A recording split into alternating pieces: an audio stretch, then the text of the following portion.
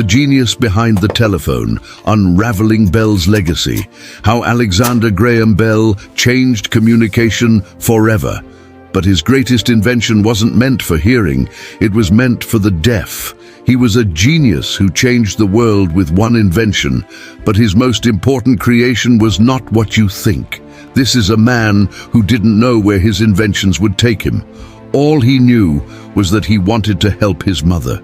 And even though she could hear, she lost her sense of hearing because of illness and disability. That led him to change communication forever, but only after a series of happy accidents. Welcome to my channel. Today we will uncover the genius behind the telephone and how this man changed our lives without even knowing it. It all started when he was born in Edinburgh, Scotland in 1847. His father, a professor, worked on teaching the deaf how to speak. You see, Bell's mom had hearing problems, so she couldn't talk. So his dad invented something called visible speech. Basically a way to teach people with hearing problems how to communicate by looking at pictures of sounds. It was a system of pictures that stood for the sounds of speech, kind of like emojis, but for hearing aids.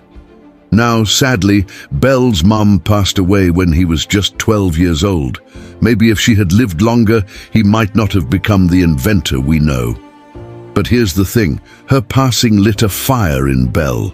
He became obsessed with finding new ways to help people who couldn't hear. You see, Bell was different from other inventors. Most inventors, they want to make money or change the world on a big scale. But Bell, he just wanted to help those close to him, his mom and his wife, who also couldn't hear very well. So when Bell grew up, he decided to become a teacher of the deaf. But here's the catch. Even though he became an amazing teacher, he didn't stop there. He wanted to do more.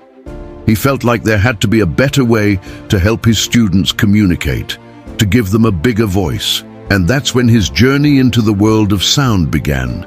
He moved to Boston in 1867 to work with deaf students. That same year, his father died. That must have been tough. Not only did he lose his mom at a young age, now he lost his dad too. But Bell found comfort in his work. He started experimenting with sound, and this is when things got really interesting. You see, Bell wasn't just any teacher. He was a teacher of the deaf, and his mom was deaf too. So he was really passionate about making life easier for people who couldn't hear.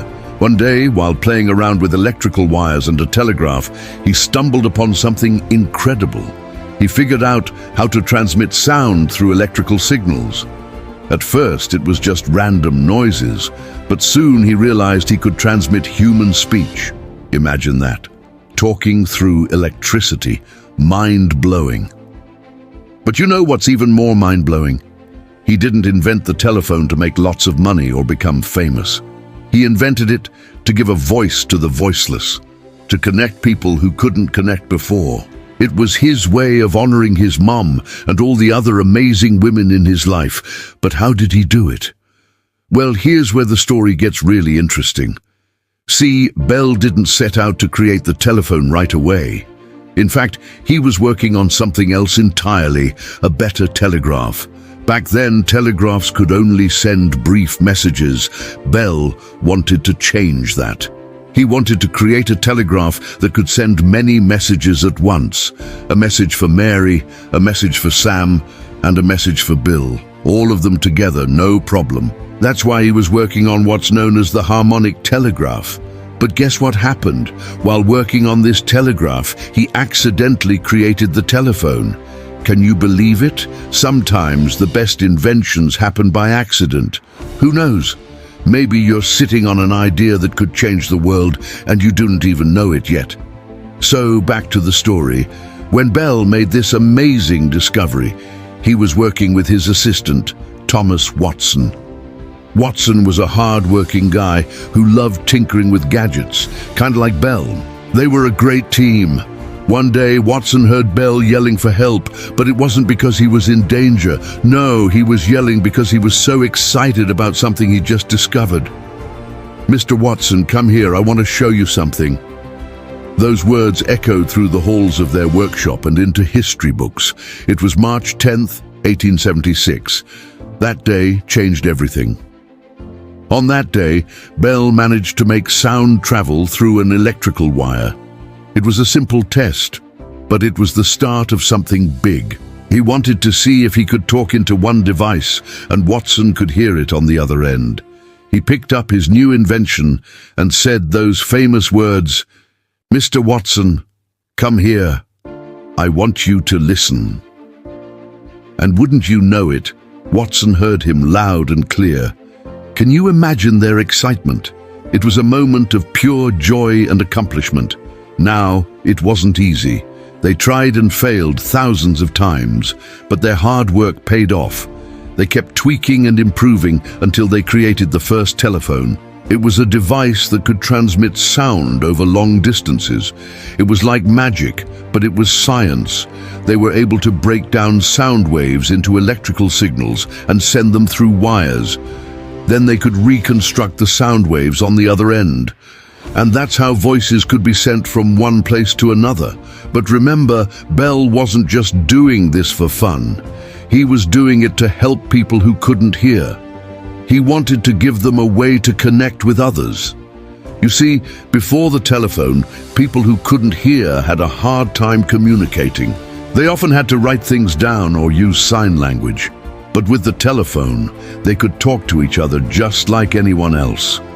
It was a breakthrough that changed lives. It opened up a whole new world of communication. But Bell didn't stop there. He continued to experiment and make improvements to the telephone. He wanted to make sure that everyone could use it, no matter where they were. He worked on systems that could send calls over long distances and even underwater. He was like a modern-day wizard, but instead of spells, he used technology. He saw that the telephone had the power to connect people like never before. He envisioned a world where people could talk to each other no matter how far apart they were. But you know what's crazy? This amazing story has a twist. Bell didn't just invent the telephone, he invented way more than that. He was a true genius. In fact, he invented more than 185 devices. Let me tell you about some of his coolest creations. First, he invented the photophone.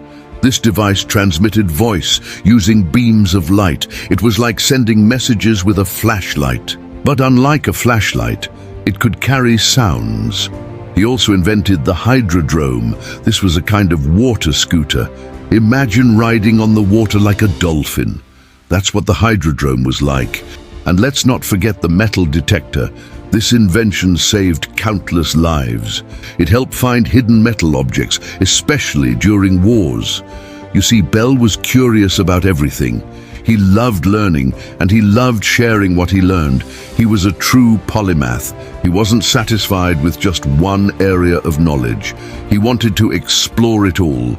He was an inventor, a teacher, a scientist, and a dreamer. Now, I bet you're wondering why I shared all these stories. Well, it's because Bell's story isn't just about the telephone. It's about curiosity, kindness, and the desire to make a difference. His story shows that we can achieve extraordinary things when we follow our passions. As we wrap up this story, let's remember the valuable lessons it holds. First, don't be afraid to explore your interests. Who knows where your curiosity may lead you? Second, always strive to make a positive impact. Remember, even small acts of kindness can change lives. And third, never give up in the face of challenges. Success often comes to those who persist in their efforts. Now, I want to ask you a question. Which of Bell's other inventions surprised you the most? The photophone, the hydrodrome, or the metal detector? Share your thoughts in the comments below. And if you enjoyed this video, please hit the like button. Don't forget to subscribe for more exciting stories and share this video with your friends and family. Together, let's keep the legacy of this amazing innovator alive. Thanks for watching. Until next time, stay curious, stay kind, and never stop exploring.